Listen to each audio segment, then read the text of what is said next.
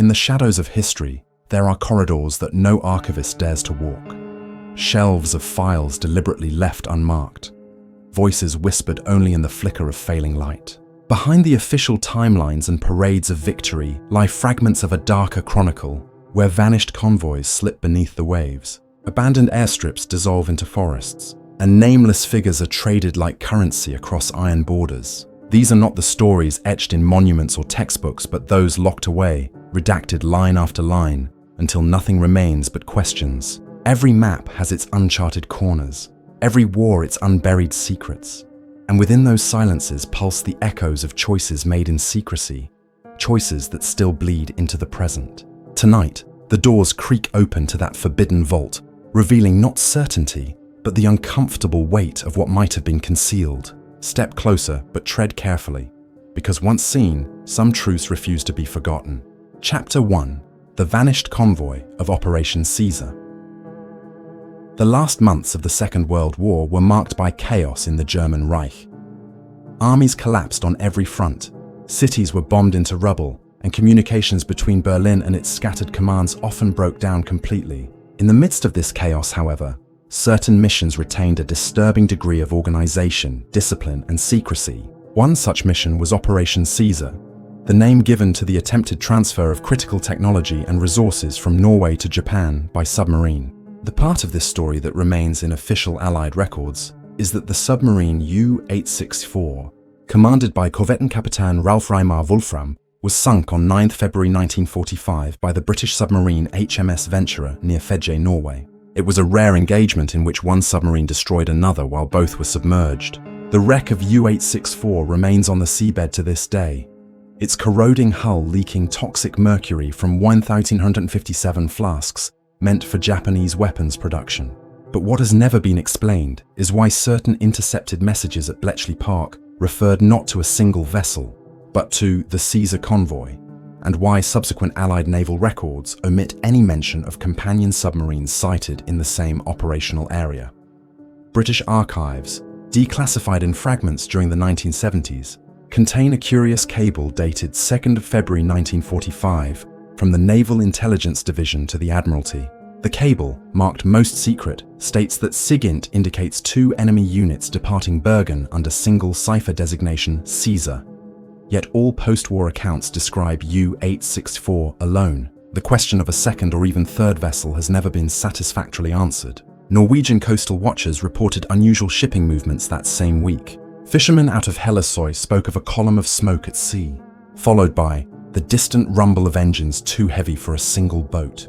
Their testimony was ignored at the time, filed away in the clutter of end-war reports. American records also add to the puzzle. A War Department memorandum from March 1945, uncovered in the National Archives, discusses special cargoes believed to be aboard U-boats bound for Japan. The memo notes, item Nornir, priority high. Contents unknown. Request immediate location if recovered. No further explanation of Nornir appears anywhere in the surviving files. Later speculation suggests that it may have referred to advanced jet or rocket components, or to something more arcane, perhaps documents relating to Germany's nuclear research. The word itself, taken from Norse mythology, seems an odd code name for a technical consignment, unless it carried symbolic weight for those who created it. When U-864 was sunk, Venturer's commander, Lieutenant James Launders, reported 4 torpedo detonations at depth and the sound of hull breakup. No other explosions were logged. Yet Allied sonar operators monitoring the battle later submitted testimony that they believed more than one target present.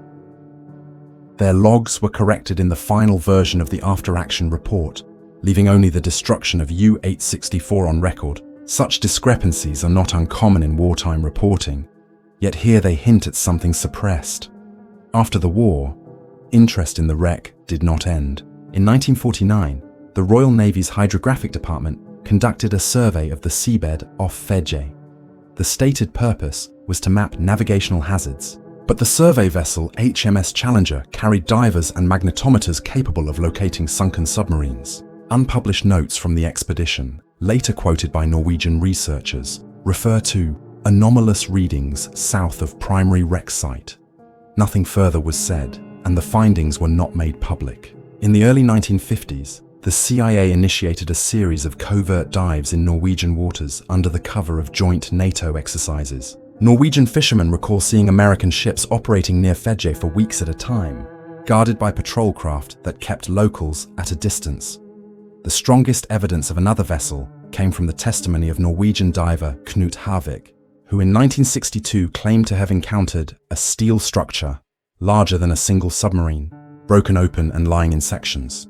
He described sealed containers stacked within, welded and marked with German Eagle insignia. According to Havik, the water around the site was tainted with a metallic sheen, and he fell ill for several weeks afterward. When he attempted to return, he was warned by Norwegian naval authorities that the area was restricted for safety reasons due to mercury contamination. His account was dismissed as exaggeration, yet it corresponds with persistent rumors that more than mercury lay on the seabed. Declassified Norwegian Ministry of Defense files from the 1980s show that the area around U-864 was considered environmentally hazardous and strategically sensitive. Requests from private salvage companies to raise the wreck were repeatedly denied, though the official reason was ecological risk. Meanwhile, internal memoranda reveal concern that foreign powers may attempt clandestine recovery of sensitive materials. What these materials were, the documents never specify. The Soviet Union also displayed interest. In 1955, a Soviet survey ship, ostensibly conducting oceanographic research, lingered off the Norwegian coast near Fedje for nearly a month. Norwegian patrols reported unusual diving activity. It is unlikely that Moscow was searching for mercury. Soviet archives released after 1991 contain hints of operations to secure Western Hemisphere technologies lost at sea, though specific. Details remain classified or destroyed.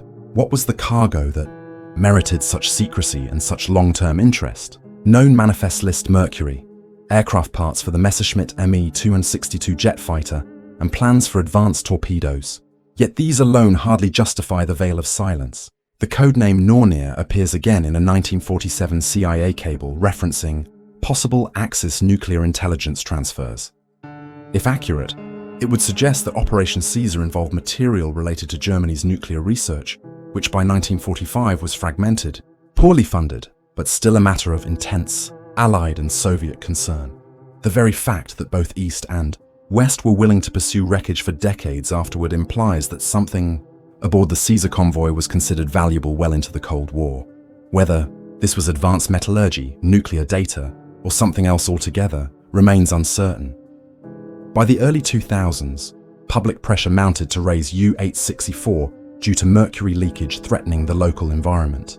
Norwegian authorities debated encasing the wreck in sand and rock, effectively sealing it forever.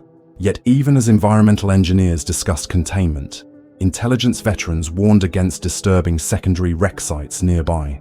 These warnings were not included in public reports, suggesting that knowledge of another sunken vessel remains restricted to classified circles. Today, the story of Operation Caesar is told in simplified form. A desperate Nazi submarine carrying toxic cargo destroyed in a rare submarine duel. But beneath this sanitized account lies a darker question. Why do multiple archives, Allied and Soviet alike, contain references to a convoy, not a single vessel? Why do restricted files mention codenames never explained? And why were salvage efforts shrouded in secrecy decades after the war? The sea off Fedje keeps its secrets well. Divers are warned away. The water's officially contaminated. The wreck officially accounted for. Yet the fishermen still speak of shapes glimpsed on sonar that do not match the known hulk of U-864 and of steel shadows lying deep beneath the currents. Until these questions are answered, the story of the vanished convoy of Operation Caesar will remain one of the most unsettling mysteries of the war's final months, a ghost of the Reich hidden beneath the cold North Sea. Chapter 2. The Phantom Airfield in the Ardennes. The winter of 1944 brought one of the most shocking reversals of the European campaign. Just as Allied forces believed the German army was broken, Hitler launched Unternehmen Wacht am Rhein, the counter-offensive through the Ardennes. The Battle of the Bulge became the largest and bloodiest engagement fought by the United States Army during the Second World War. Yet within the confusion of snowstorms, shattered lines and desperate engagements, there emerged reports of something that defied conventional military logic. Allied pilots flying tactical reconnaissance missions began photographing what appeared to be a fully operational airfield, complete with runways, dispersal areas, and camouflaged revetments. The photographs were logged under the codename Target Grey Fox in SHA files, and for a brief period were considered a major Luftwaffe installation threatening Allied ground forces. Days later, the airfield seemed to vanish, as though it had never existed. The first sightings came from the 10th Photo Reconnaissance Group of the USAAF. On 22nd December 1944, Lieutenant James Carver returned from a sortie south of Bastogne, with images showing what appeared to be 3 parallel runways cut into snowy fields near the village of Warden. The detail was remarkable: fuel trucks, revetments, and what looked like P-51 Mustang silhouettes parked on the tarmac. Intelligence officers initially assumed the Luftwaffe had captured Allied aircraft and was preparing to use them in deception operations. The timing coincided with Operation Bodenplatte, the Luftwaffe's desperate attempt to cripple Allied air power on New Year's Day. But Carver insisted that the markings, runway orientation, and dispersal patterns matched no known German base in the region. 2 days later, a second pilot, Flight Officer Harold Vickers, spotted the same airfield from 20,000 feet. He reported flak positions surrounding the perimeter and what he swore were Allied fighters taxiing under German command. His aircraft was chased away by bursts of anti-aircraft fire, but his onboard cameras captured enough detail to convince intelligence staff that Grey Fox represented a significant threat. Orders were drafted for the 9th Air Force to strike the site. Yet by the time bombers reached the coordinates on 27 December, the airfield was gone. Snow lay undisturbed where runways had been marked, and no wreckage or craters indicated any prior bombardment. The anomaly should have been dismissed as a reconnaissance error. Yet multiple corroborating photographs exist. Filed under ETUSA, European Theatre of Operations, US Army Record Group RG-338, the prints show aircraft clearly painted in Allied roundels, parked in neat formation, and men moving along tracks cut into the snow. Curiously, later versions of the photographs in public archives display heavy black censoring, obscuring much of the background detail.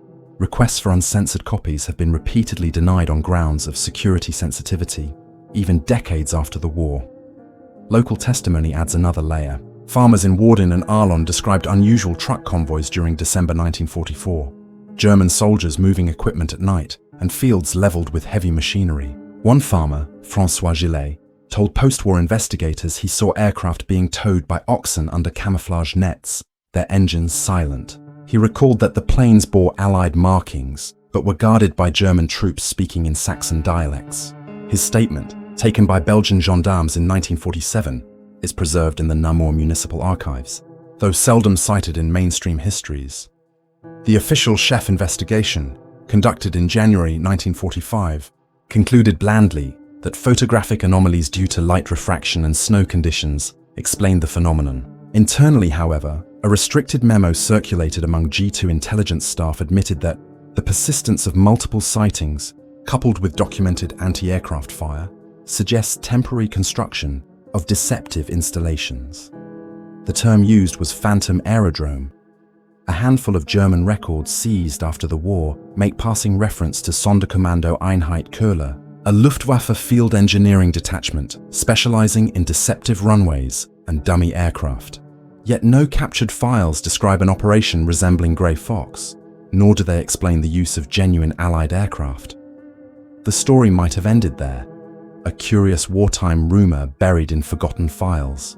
But in 1952, during NATO exercise Mainbrace, British engineers surveying the Ardennes for potential airfield sites uncovered strange anomalies near Bastogne. Beneath several feet of soil and poured concrete, they found the remains of hangar foundations and fuel piping inconsistent with civilian construction. The area was cordoned off, and a joint British-Belgian team poured new slabs over the site, officially to stabilize the ground for future development. Belgian engineers privately reported being denied access once American personnel arrived, and the site was declared a military reservation. Today, it remains fenced, with access controlled by the Belgian Ministry of Defense. What Grey Fox represented remains unresolved. Some historians argue it was simply a Luftwaffe attempt to confuse Allied air reconnaissance, using dummy aircraft and clever camouflage. Yet this does not explain why multiple pilots reported taking fire from the installation, or why post-war engineers found real infrastructure buried under farmland. nor does it explain the consistent reports that the aircraft seen bore Allied roundels, suggesting captured equipment or elaborate replicas. The notion of German forces deploying Allied-marked aircraft aligns with the broader context of Operation Greif, in which Otto Skorzeny's commandos used captured vehicles and uniforms to infiltrate Allied lines. Could Grey Fox have been a parallel air operation, preparing deception sorties using disguised planes? If so, why was all trace of it eliminated so quickly after the war? Another possibility is that Grey Fox represented not a Luftwaffe ruse, but an attempt to test experimental rapid construction techniques under battlefield conditions. German field engineering units had experimented with prefabricated runways and dispersal shelters since 1943, and late-war desperation may have driven them to attempt operational deployment. The secrecy surrounding the site after 1945 suggests that whatever was found carried implications worth concealing even in the Cold War era. If NATO engineers indeed discovered structures consistent with wartime experimentation, their concealment may have stemmed from interest in adapting the methods for Western use. Ultimately, Grey Fox sits in the shadowy borderland between confirmed history and suppressed anomaly. The photographs exist, the reports exist, and the post-war suppression is real. Whether the site was a deception field, a testing ground for captured Allied equipment, or something more disturbing remains unknown. What is certain is that Allied intelligence chose to bury the story, ensuring that official histories of the Battle of the Bulge make no mention of a phantom airfield south of Bastogne. In a war filled with deception, disinformation, and hidden agendas, Grey Fox remains one of the least understood. Somewhere beneath the Ardennes soil, sealed under layers of post-war concrete, lie the traces of whatever stood there in December 1944. Farmers who plough the fields above it still speak of nights when searchlights swept the sky and strange aircraft roared low over the snow. For them, Grey Fox was real. For the archives, it is a censored photograph and a handful of redacted memos. And for the historians, it is a reminder that not every battlefield secret was ever meant to be told. Chapter 3: Moscow's Forgotten Prisoner Exchange. The end of the Second World War was marked not only by victory parades and tribunals, but by the quiet transfer of people, secrets, and loyalties across a continent divided between two emerging superpowers. In this twilight of 1946, long after the guns had fallen silent, a peculiar and almost unrecorded exchange took place on a railway bridge outside Brest-Litovsk. At first glance, it resembled the many exchanges that occurred as the United States and the Soviet Union sought to absorb German scientific talent. Washington's Operation Paperclip and Moscow's Operation Osoaviakhim both competed to seize men whose knowledge could tilt the balance of the new atomic age. But among the known names, rocketeers, chemists, engineers, there exists a gap in the official files, an omission which speaks louder than any list. It concerns a man identified only as Herr Schneider, delivered in shackles by Soviet Smersh officers, and traded for 2 Soviet defectors without fanfare, ceremony, or documentation. American counterintelligence corps officers present that night recalled only fragments. Captain William H. Lasker, in an interview given years later, described a gaunt man in SS black, his insignia ripped away, escorted by Smersh like a prisoner condemned to death. The exchange took place at night, illuminated by acetylene lamps on the bridge and guarded by troops on both banks of the Bug River. While most prisoner trades involved signed manifests and witness officers, this one was executed in silence. The Soviets pushed Schneider forward. The Americans released 2 defectors they had been holding in Frankfurt, and the men passed each other mid-span. Schneider never appeared in US custody rosters, never reached the holding centers at Oberursel or Fort Hunt, and is not listed among the 1,600 German scientists brought to America under Paperclip. The trail instead leads east. Declassified fragments from the Soviet archives, those that escaped destruction in the 1990s, make oblique reference to a Schneider facility near Novosibirsk, operated under the Ministry of Medium Machine Building, the department responsible for atomic weapons development. A 1953 internal report noted that Subject Schneider's expertise in security countermeasures remains relevant.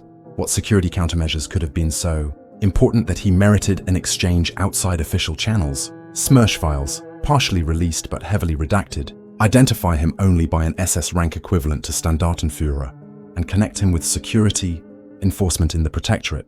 Historians have speculated that he may have been involved with the Reich main security officer's clandestine operations against Allied intelligence late in the war. Yet other hints point to something more technical.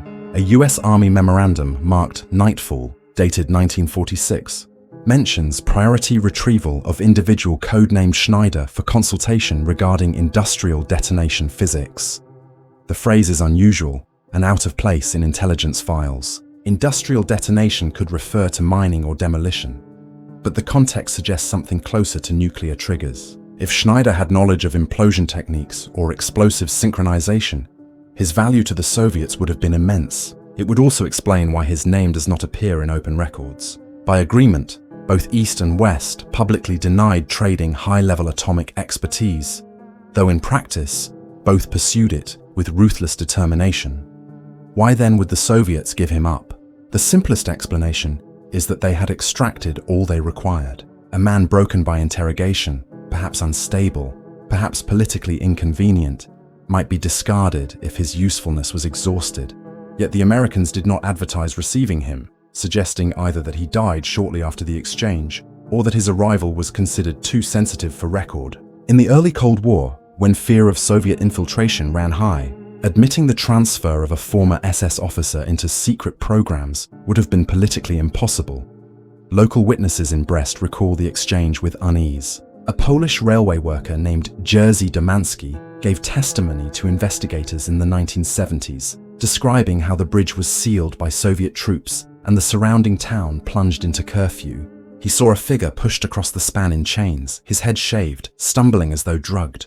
Domański swore that the Americans on the far bank seemed reluctant to take him, exchanging glances before leading him away. Days later, rumors spread in Brest that the Soviets had transferred a devil in human form, a man accused of unspeakable crimes in camps whose names were whispered but never confirmed. The post-war tribunals at Nuremberg produced thousands of documents and hundreds of convictions, yet many files remain sealed. Among them is a docket labeled Case Red Ash, which includes witness statements describing a Gestapo officer named Schneider involved in experiments with explosives at a labor camp near Dessau. The file is marked closed, transferred to foreign custody 1946. Whether this Schneider is the same as the man on the bridge is uncertain, but the timing is exact.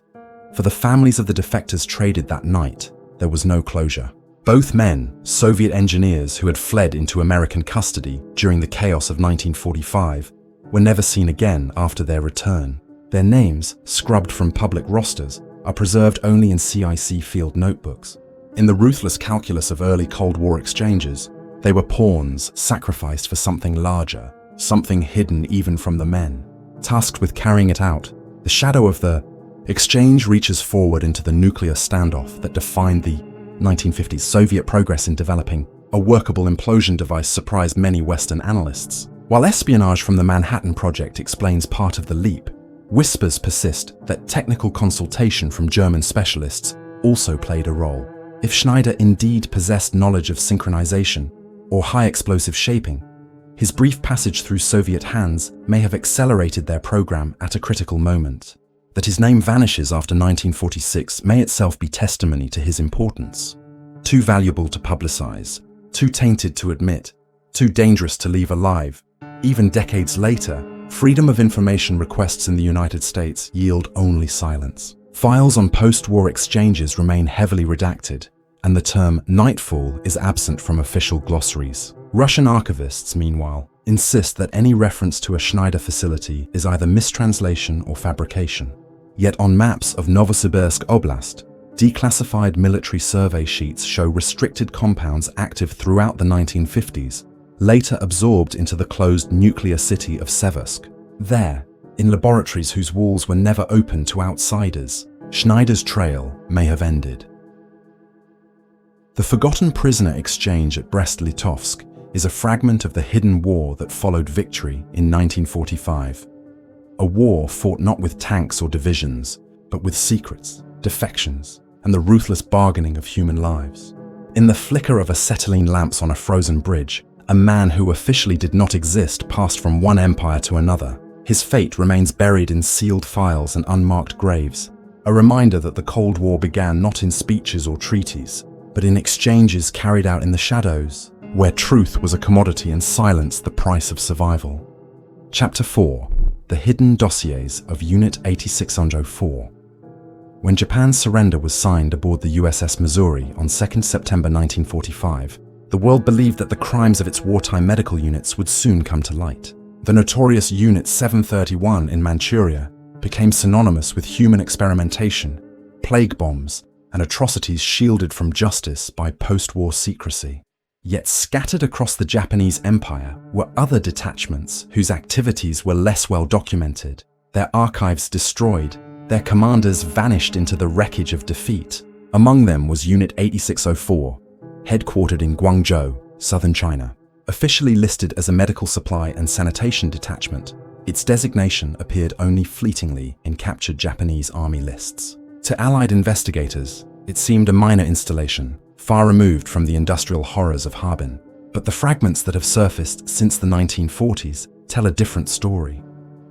A clandestine program of biological warfare experiments, erased from history by fire, bribes, and Cold War necessity. The first reference to Unit 8604 appears in a decrypted British cable dated 14 August 1945, preserved in the Government Communications Headquarters, GCHQ, archive. Sent from Hong Kong to Singapore, it reads, "Intercepts indicate Japanese evacuation of Bio-Detachment Canton, Guangzhou. Priority archives moving by rail toward Hainan. Allied seizure strongly advised before Soviet entry." The urgency of the message reflects Britain's fear that the Soviets, advancing rapidly into Manchuria, might claim not only territory, but knowledge. What exactly these archives contained is not specified, but later fragments suggest maps of contamination corridors stretching from southern China into British Malaya, intended to paralyze Allied infrastructure in the event of a protracted war. American records provide further glimpses. A US Army Counterintelligence Corps report dated October 1945 notes the arrest of Captain Taro Hayashi, identified as a courier for Unit 8604. In his possession were sealed documents describing aerial dispersal of bacillus agents by hydrogen balloon. The technique bore resemblance to Japan's earlier Fugo balloon bomb campaign, but with far deadlier implications. Hayashi was interrogated at length in Manila, but within weeks was quietly transferred to Okinawa under protective custody. His testimony disappears from open records thereafter. Researchers later learned that several crates marked with the chrysanthemum seal were shipped alongside him, their contents recorded only as medical apparatus. Testimony from survivors paints an even darker picture. In 1946, Chinese investigators from the nationalist government interviewed former prisoners of war who claimed to have been transported to makeshift laboratories in Guangzhou during 1944. They described injections, deliberate infection with fevers, and forced marches through terrain sprayed with powders from hand pumps. Few survived long enough to give statements.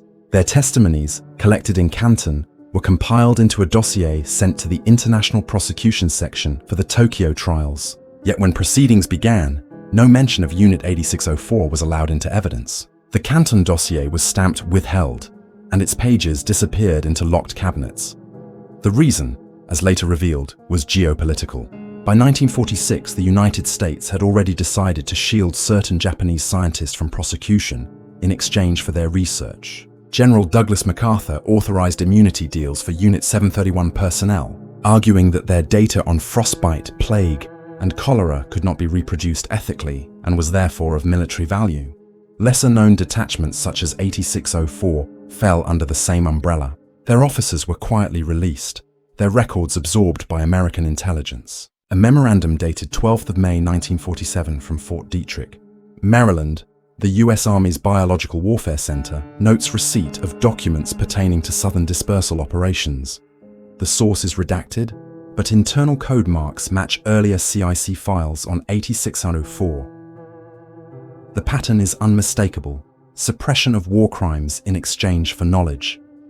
British intelligence, meanwhile, was not idle. Declassified MI5 reports from 1948 show that SIS officers in Hong Kong had obtained fragments of Unit 8604's maps, which outlined contamination vectors through the Pearl River Delta. Alarmed, the Colonial Office requested clarification, fearing potential outbreaks among the civilian population if stockpiles had been left behind. No public action was taken, but internal memoranda suggest that British military patrols swept rural Guangdong searching for buried canisters. Whether they found any remains uncertain, but rumors persist of sealed drums removed under guard and shipped to Singapore before being forwarded to Porton Down, Britain's chemical and biological defense establishment. The Korean War reopened old wounds. In 1952, Chinese and North Korean officials accused the United States of deploying biological weapons in the conflict. Western governments dismissed the allegations as propaganda. Yet among the charges were claims of hemorrhagic fevers spreading in POW camps, diseases eerily consistent with research attributed to 8604. Soviet intelligence archives declassified in the 1990s contain reports from field doctors who described fevers of unknown origin, resistant to conventional treatment, spreading in clusters among prisoners. Whether these outbreaks were deliberate or natural remains debated, but the echoes of Guangzhou's experiments are difficult to ignore. What became of the personnel of Unit 8604? Post-war rosters list a Colonel Shunji Sato as its commanding officer, but his fate vanishes after 1945. Some historians believe he was quietly resettled in Japan under a new identity, protected by American occupation authorities. Others suspect he was transferred to Okinawa, along with Hayashi. A handful of junior doctors were captured by Chinese forces and executed in public trials, their confessions filmed, but never widely broadcast.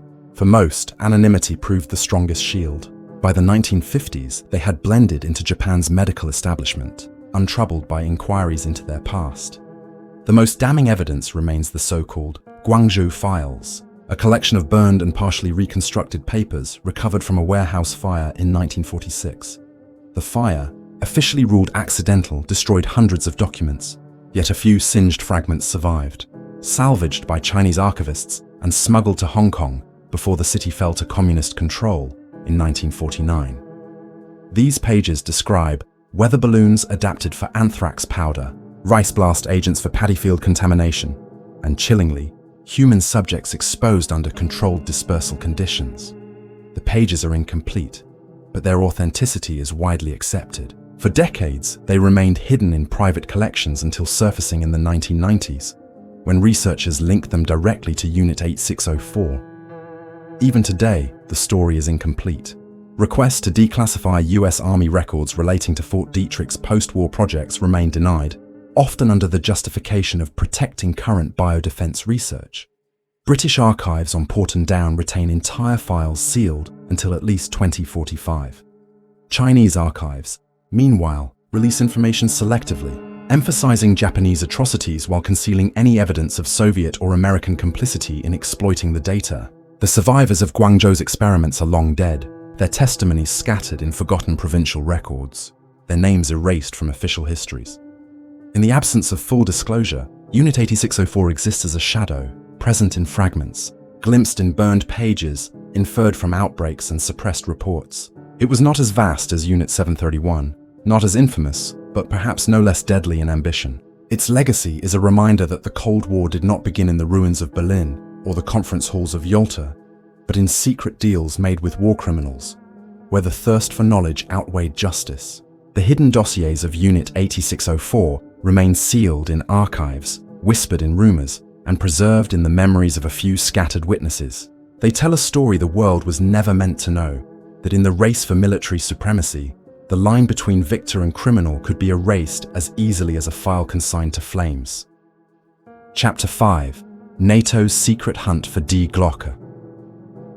In the closing months of the Second World War, Allied intelligence teams scoured Central Europe for the remains of the Reich's most secret projects. Under the Alsos mission, American and British, scientists fanned out across occupied Germany, collecting everything from uranium ore to V2 rocket components. Yet even among the labyrinth of bunkers and laboratories left behind by the crumbling Reich, there were whispers of something more elusive, a device known only as Die Glocke, the bell. First described in scattered SS files and later in the post-war testimony of captured officers, Die Glocke was said to have been tested in the Owl Mountains of Lower Silesia, near a site called the Wenceslaus Mine. Its purpose, nature, and even existence remain disputed. But during the Cold War, evidence emerged that NATO itself quietly pursued the truth. establishing an operation codenamed Silvertide to locate remnants of the project. The first public mention of Die Glocke appeared in the post-war interrogation records of Jakob Sporenberg, an SS Obergruppenführer executed in 1952. In transcripts held at the Institute of National Remembrance in Warsaw, Sporenberg described being ordered to oversee the liquidation of technicians who had worked on a bell-shaped apparatus filled with a metallic substance housed in underground chambers. His account was vague, filled with evasions, but Polish intelligence took it seriously enough to circulate reports to both Soviet and Western counterparts. Soviet investigators sealed the Wenceslaus mine and diverted local miners to other sites, declaring the area restricted for safety reasons. By 1963, NATO had become involved. Newly declassified Bundesarchive records reveal the existence of a joint American, British, and West German mission referred to as Operation Silvertide. Its stated objective was the recovery of advanced, wartime research material of potential relevance to non-conventional propulsion.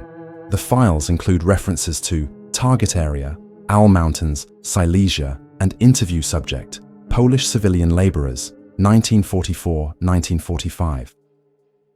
Silvertide's activities were never acknowledged publicly, but CIA cables from the same period note unusual shaft sealing consistent with blast containment near the mine entrances. Local witnesses recalled strange activity in the years after the war.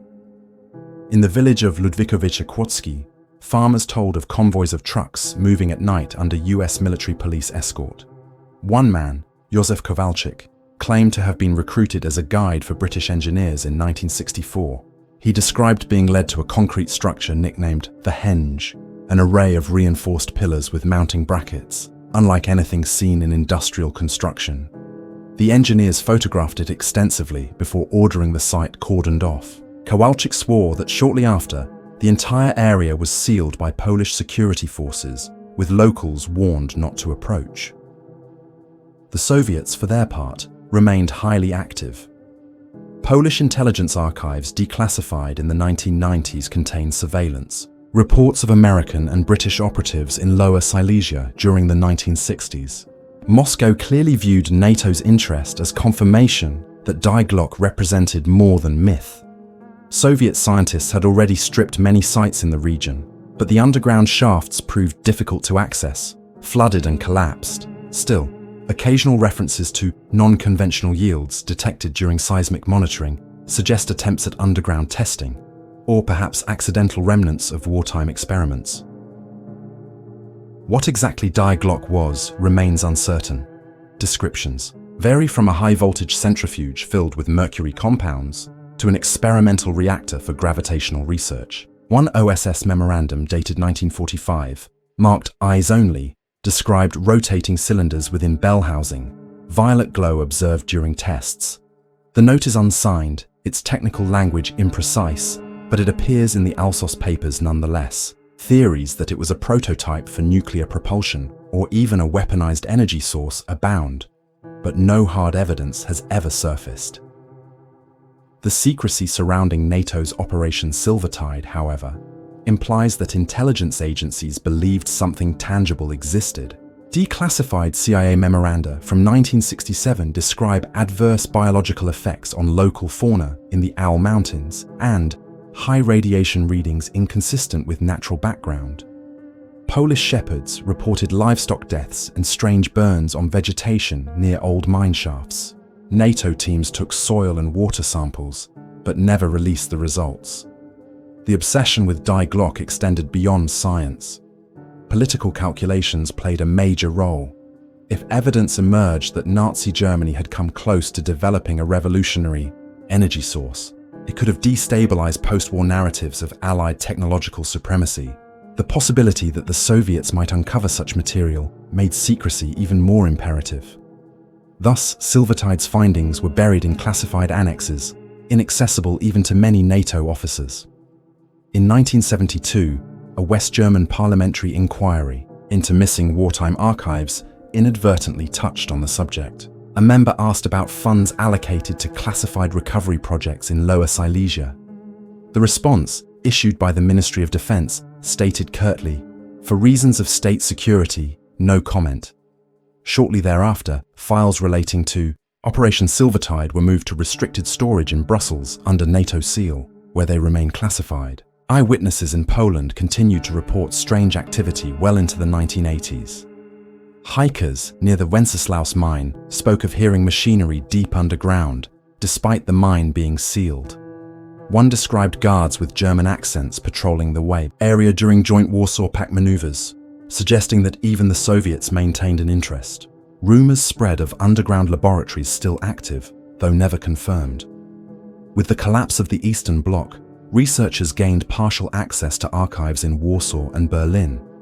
Among the discoveries were photographs of the henge, the reinforced concrete structure whose purpose remains unexplained. Engineers who examined the images concluded it could have been a test rig for suspending a large, heavy object under controlled conditions. Whether that object was indeed Die Glocke, or something more mundane, cannot be proven.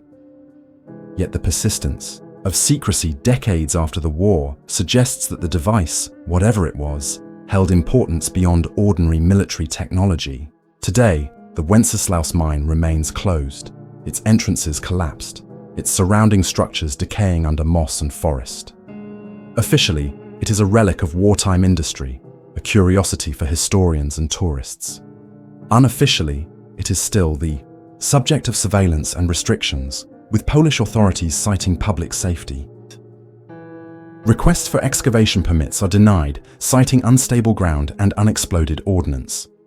NATO's Operation Silvertide is not acknowledged, and Die Glocke is dismissed in mainstream histories as a myth born of conspiracy and confusion.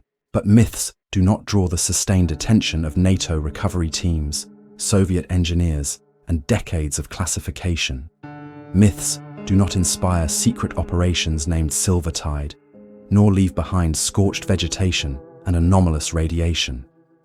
Something was tested in the Al Mountains during the Reich's final days, something both sides sought and neither chose to reveal. Whether it was a failed experiment, a prototype too dangerous to continue, or a breakthrough buried beneath the earth, remains unanswered. The silence of the archives may be more telling than their contents. Buried in sealed vaults in Brussels and Moscow are the final pages of this story, pages that may never be released. For now, all that remains are fragments, interrogation transcripts, censored memos, and the memories of villagers who watched convoys rumble through the forests under guard.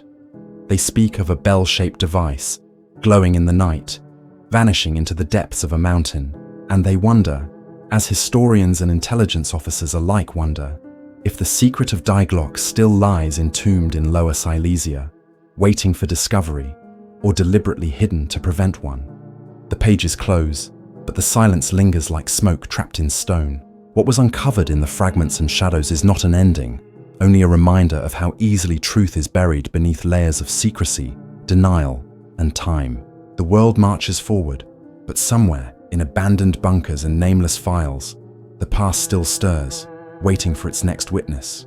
You have glimpsed only traces, fragments stitched together from whispers, coded cables, and fading memories. But sometimes the shadows tell us more than the light ever could. And so the archives lock again, the keys swallowed by those who prefer silence to revelation. Yet the questions remain, circling endlessly, asking whether the most dangerous secrets are those already erased, or those still waiting to be found. In the silence that follows, the choice is yours: to forget what has been heard, or to wonder what else still lies hidden.